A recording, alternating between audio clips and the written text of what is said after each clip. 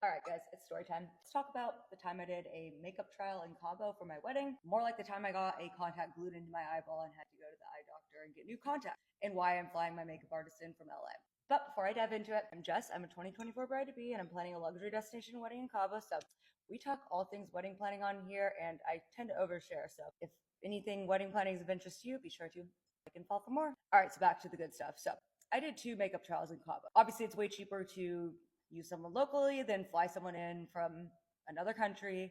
But I did this pre-booking because you never know. You can do as much research as you want as possible, but I'm the type of person I like to try before I buy. And I'm so glad I did do a trial because the first person I used, this biatch put some sort of like brightening eye drop in my eyeball, and I have contacts, and my contacts were literally glued to my eye. It took me an hour to get them out of my eyes. They were so bloodshot, I had to go to the eye doctor in freaking Mexico. Didn't even bring my glasses that weekend and didn't have an extra pair of contacts. If that was my wedding, I would have lost my goddamn mind. Just food for thought. I highly recommend doing a trial before booking, because had I already booked that person, done my trial after the fact, and that experience happened, I literally would have been like, absolutely not. And I would have been out the deposit, and I would have had to book an entirely new makeup artist for me and all my bridesmaids. I have 10 bridesmaids, plus my officiant that I'm doing her makeup or paying for it, and my 2 moms. So that's like 14. I can't do math, whatever. That is a lot of money to potentially be out. I don't know, just food for thought. But these are my best tips for if you want your makeup to turn out the best way possible. You definitely should book a trial before you hire your vendor. You cannot get your money back after you've already had the vendor sign the contract. So why the hell would you not try before you buy? I feel like this is important real estate for my wedding day. My face needs to look on fleek. So we need to know how the makeup style is going to line up. Is it the vibe? And I feel like even if you love your makeup artist, you still should do maybe a second trial. Second, your homework and research. Obviously, you can do as much research as you want, but like, make sure. I like a very glammy look. I love a good winged eyeliner. It's like my signature thing. I do literally on the daily, not just for like a going out event. I just love the winged eyeliner. I found makeup artists that do the exact look I want. But if you want like a really natural look and are not like a glammy girl, you don't hire the same makeup artist I hired. But like, you need to do the research and make sure that like the vibe you're looking for matches up with the aesthetic that this makeup artist does and is an expert in. I did my research. I found Ash K. Holm. You don't know, the celebrity makeup artist for all of the Kardashian family, Megan Fox, J-Lo. She's the it girl. Ariana Grande. We are obsessed. I only wish I could afford her. So, because I wanted this specific look and I'm so obsessed with Ash K. Holmes, I did my homework and research, because every good makeup artist has at least 1 or 2 assistants, sometimes more. I found her basically right-hand wing woman. I'm flying her assistant in, and let me tell you, I've done a trial with her, and it was the best makeup experience I've ever had in my entire life.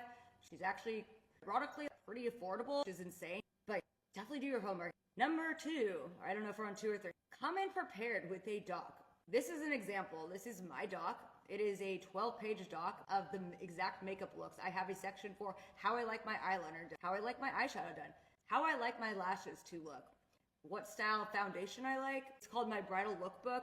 It also shows my wedding day look, my rehearsal dinner look, paired with the groomsman look, or the groom look, and a rehearsal. But there's an extensive part that is about the makeup and exactly the vibe I want. And my makeup artist was so pleased that I had all these details, because it makes their job easier. They don't want to be confused. They don't want to do your whole face and then you be like, oh my God, I literally hate it. But that actually leads me into the next point I was going to get at.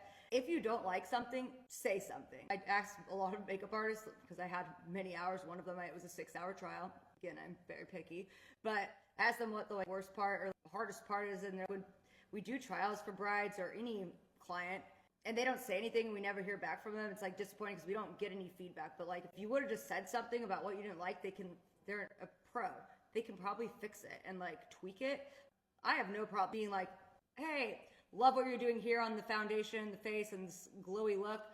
I think we need to bring the eyeliner out a tad bit more, or I like to do it more at a straight angle, or I want more of a crease cut. I have no problem saying that, and I feel like they want that feedback because they want you to be happy with it. Give them feedback in a kind way that's like, tell them what you're liking and what you're not, and I think it'll be a better experience for everyone.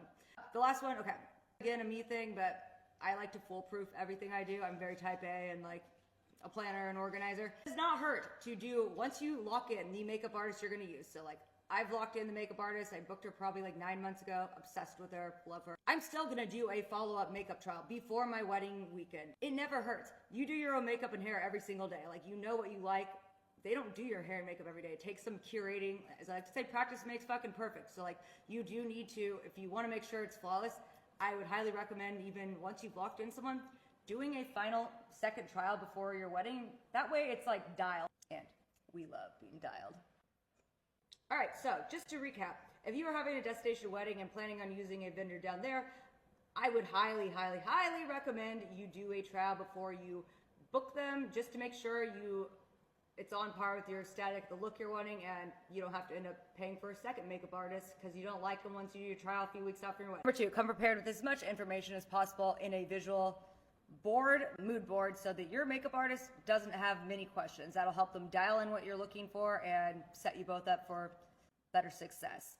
It's available on my Etsy store, but if this would be helpful to you, comment below and it is all yours. Number 3, make sure to give them feedback. Obviously in a kind, polite way. Tell them what you're loving, but what you would maybe like an adjustment on. They want you to be happy with the look. And number 4, never hurts to do a second trial once you've dialed in the person you're using, because they don't do your face and hair every day, and practice makes perfect. So those are my best tips. As a major makeup girly who's very obsessed with the specific details of how her face and hair look and want my makeup to look flawless on my wedding day, I just say from my experience having a destination wedding, I would definitely make sure to dial those 4 things in if you want to not have to stress about it on your wedding day. You can fall for more.